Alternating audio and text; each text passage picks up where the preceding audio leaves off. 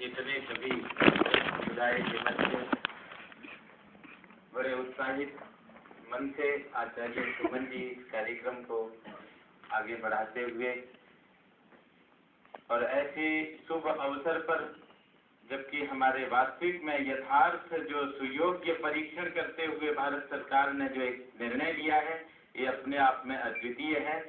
ये विशुद्ध भारतीयता का संवाहक और भारतीयता को पुष्टि प्रदान करने वाला निर्णय है।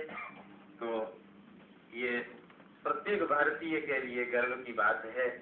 तो ऐसी इस पावन बेला पर हम आप सभी का हार्दिक अभिनंदन करते हैं और योजकत तत्र दुर्लभः, जो परम योजक हैं, आचार्य सुमन जी को नमन करते हुए, रही बात मालवीय जी की, पंडित महामना जी की जो कृति है, सर्वश्रेष्ठ कृति है, वह कृति है उनकी जो मैं समझता हूँ अनंत काल तक वह अप्रवाह अबाध गति से चलती रहेगी। वह है काशी हिंदू विश्वविद्यालय, जो समाज के लिए मैं समझता हूँ सर्वोत्तम सृष्टि है महामना जी की।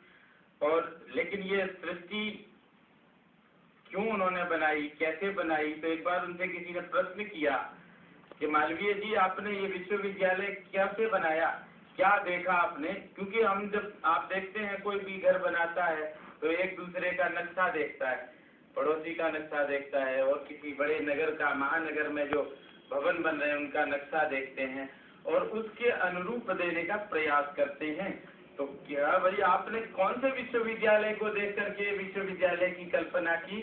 तो महामना जी ने उत्तर दिया, विश्वविद्यालयम दृष्ट्वा विश्वविद्यालयम वेदात्।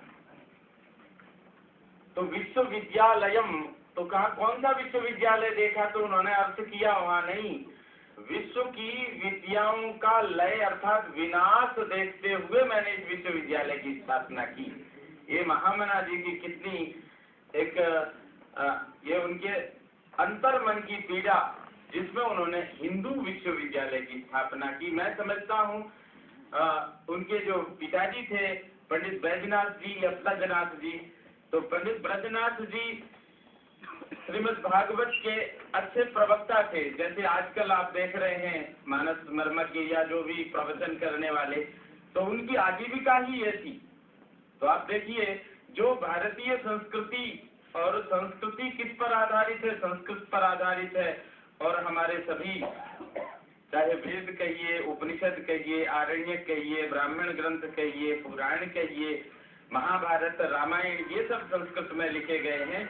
इन ग्रंथों के मर्मस्पर्शी, तलस्पर्शी थे महामना जी के मूर्धन्य पिताजी। तो मैं समझता हूँ उनकी शिक्षा दीक्षा इलाहाबाद में ही हुई। और मैं ज्यादा तो क्या कहूँ, उन्होंने बहुत ही मकरंद नामक छंदों की भी बहुत रचना की है महामना जी ने, और कई पत्रिकाओं का संपादन किया है।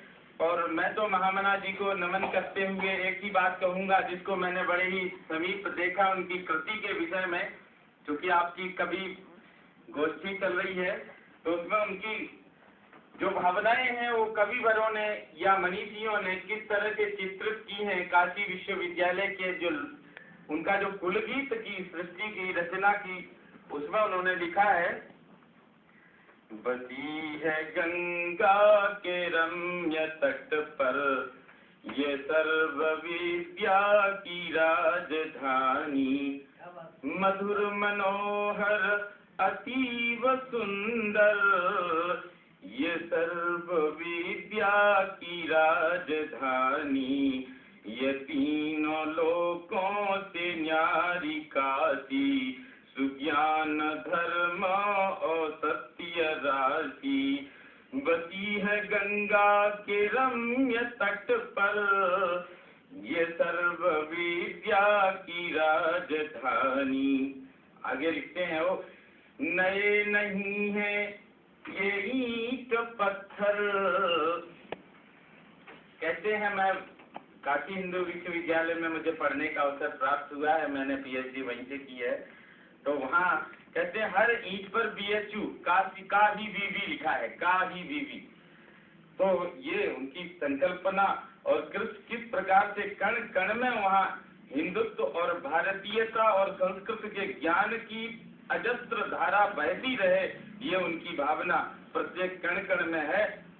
इसलिए लिखा है, नए नहीं है ये ईंट पत्थर, है विश्वकर्मा का कार्य सुंदर, रचे हैं विद्या के भव्य मंदिर, ये सर्व सृष्टि की राजधानी, मधुर मनोहर अतीव सुंदर, ये सर्व विद्या की राजधानी।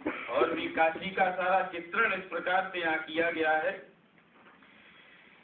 यहाँ की है ये पवित्र शिक्षा, क्या शिक्षा है कि सत्य पहले फिर आत्म रक्षा, बिके हरिश्चंद्र थे यहीं पर, ये सत्य शिक्षा की राजधानी, ये वेद ईश्वर की सत्यवाणी, बने जिन्हें पढ़ के ब्रह्म ज्ञानी, थे व्यास जी ने रचे यहीं पर, ये ब्रह्म विद्या की राजधानी, ये मुक्ति पद को दिलाने वाले, सुधर्म पथ पर चलाने वाले, यहीं फले फूले बुद्ध शंकर, ये राज ऋषियों की राजधानी, बसी है गंगा के रम्य तट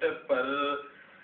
आगे है, सुरम्य धाराएं वरुणा अस्सी, सुरम्य धाराएं वरुणा अस्सी, नहाए जिनमें कबीर तुलसी, नहाए जिनमें कबीर तुलसी, भला हो कविता का क्यों न आकर, ये वाक्य विद्या की राजधानी, मधुर मनोहर अतीव सुंदर। इस प्रकार से महामना जी के विषय में कितना भी कहा जाए, लेकिन मैं ये जरूर कहूंगा कि आज जो हमारी परिस्थिति है, महामना जी का यही संदेश है कि हमने बच्चों को हम संस्कार देने में विफल हो रहे हैं। और संस्कारो नाम गुणाधानम, ये हमारे वेद कहते हैं, उपनिषद कहते हैं, ऋषि कहते हैं, बिना संस्कारों के गुणों का आधान हो नहीं सकता है। और मैं समझता हूँ उनके पिताश्री जो संस्कृत विद्या में निष्णात और संस्कारों से परिपूर्ण थे, उन्होंने उनको किस प्रकार से संस्कार दिए कि उन्होंने, यदि वो चाहते तो और भी कहीं भी कुछ भी कर देते। आजकल लोग मॉल बनाते हैं, लेकिन महामना जी ने मॉल नहीं बनाया। उस समय वो भी व्यवसाय कर सकते थे, लेकिन उनकी ये देखिए सत्यनिष्ठा और तपोनिष्ठा, जिनके परंपरा में ही माननीय अटल बिहारी वाजपेयी जी भी उन्हीं सूत्रों से अनुच्यूत होते हुए उन्होंने भी भारत माता की क्या क्या सेवा नहीं की। आज मैं समझता हूँ हम सब परम गौरव का अनुभव कर रहे होंगे। और कविताओं की जहाँ तक बात है, कवि तो एक अंतर मन की पीड़ा है। ये कविता कैसे निकलती है ये सब आपसे ज्यादा कोई नहीं जान सकता है। तो मैं समझता हूँ कुछ पंक्तियां जो मदनलाल वर्मा क्रांत ने पंडित, आज उनका भी जन्म दिवस है, तो अटल जी का नाम लिए हम सब कैसे रह सकते हैं। भारतीयता के प्रतीक थे, भारतीय संसद के एक गौरव थे माननीय अटल बिहारी वाजपेयी जी। तो उनके विषय में कुछ, मैं ज्यादा तो समय नहीं लूंगा आपका, लेकिन उनके विषय में क्रांत जी ने क्या लिखा है, उनकी मैं समझता हूँ 51 कविताओं का समावेश, उस पर जो उन्होंने समीक्षा की, वो क्या लिखा उन्होंने, काव्य परक अनुभूति स्वरों में, काव्य परक अनुभूति स्वरों में शामिल हैं 23 कविताएं, कविता में संकल्प बोलता, आओ फिर से दिया जलाएं, आओ फिर से दिया जलाएं, हरी दूब पर अवसर जैसे हो पहचान निजत्व बोध की। गीत नहीं गाता हूँ मैं वैराग्य भावना स्वत्व शोध की। इस प्रकार से उनकी कविताओं का इन्होंने, वैसे ज्यादा आपके समय में ज्यादा नहीं लेना चाहूंगा, लेकिन ये मैंने इसको बड़े अच्छी तरह से कई बार अध्ययन किया है। क्रांत जी ने सभी उनकी 51 कविताओं का निचोड़, जो निष्कर्ष, जो समीक्षा है, वो बहुत अच्छी की है उन्होंने। है तटस्थ अभिव्यक्ति व्यक्ति की, ना मैं चुप हूँ ना गाता हूँ, फिर भी कभी प्रयासरत हो कहता है गीत नया गाता हूँ।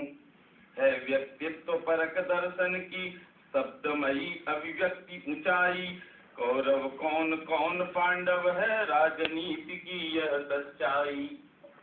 जब दरार पड़ गई दूध में फिर अलगाव कहाँ से जाए, है मन का संतोष मनुजता पर ये मन कैसे समझाए। नाम आपका अटल झुक नहीं सकते, यह है अटल प्रतिज्ञा।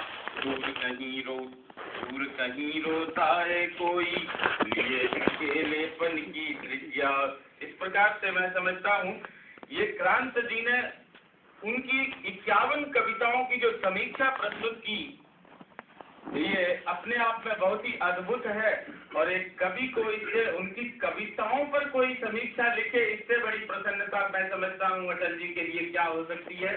तो आज उनकी इस जन्म दिवस की वेला पर अटल जी को ये समर्पित करते हुए मैं आप सबसे और अपने आप को यही चाहता हूँ कि यदि हमें भारत को बचाना है, भारत की रक्षा करनी है, तो नई पीढ़ी को संस्कारवान बनाना होगा। नहीं तो अगर संस्कारवान नहीं होंगे तो आप देखिए उनमें धैर्य नहीं हो सकता है, उनमें सत्य नहीं आ सकता है, उनमें देशभक्ति नहीं आ सकती है, उनमें पितृभक्ति नहीं आ सकती है, उनमें मातृभक्ति नहीं आ सकती है। और वो हमारे जो वेद घोष हैं, आचार्य देवो भव, मातृदेवो भव, पितृदेवो भव, इस प्रकार की भावनाएं नहीं आ सकती हैं। अगर वो भावनाएं लानी होंगी तो मैं समझता हूँ आज इस शुभ वेला पर महामना जी का स्मरण करते हुए और माननीय अटल बिहारी जी से प्रेरणा लेते हुए हम यही चाहेंगे कि हम आगामी पीढ़ी का किसी प्रकार से भी उनका उज्जवल निर्माण करने के लिए, उन्हें सच्चरित्र बनाने के लिए उद्यत हों,